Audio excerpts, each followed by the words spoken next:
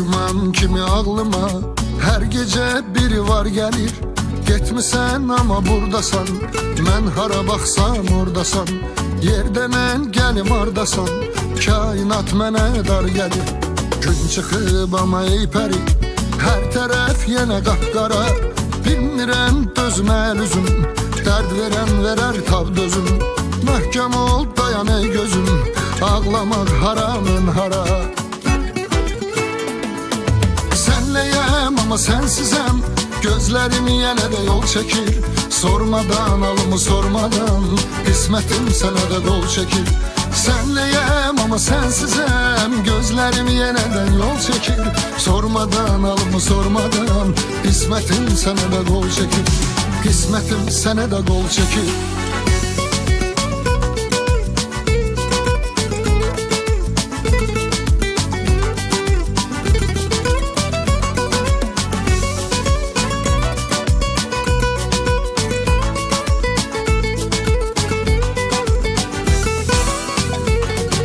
Kimseye sene baktığım, güldüğüm kimi gülmedim. Gözledim belə sadece, her günüm sual bilmece. Sen benimle bir məxrəcə, gelmedin diye gelmedim. Az kalıp çata son nefes, bir ümit belə yoktu yar. Sönmüşem, temiz itmişem, gün be gün geri gitmişem. Bitmişem, daha bitmişem, arzular edib intihar. Senleyem ama sensizem, gözlerim yine de yol çekir. Sormadan alımı sormadan, kısmetim sana da kol çekir. Senleyem ama sensizem, gözlerim yine de yol çekir. Sormadan alımı sormadan, kısmetim sana da kol çekir. Kısmetim sana da kol çekir.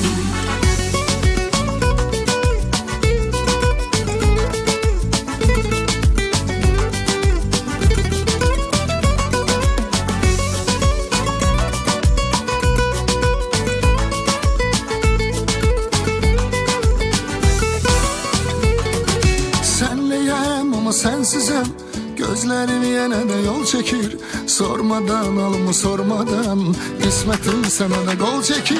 Senleyem ama sensizem, gözlerim yine de yol çekir.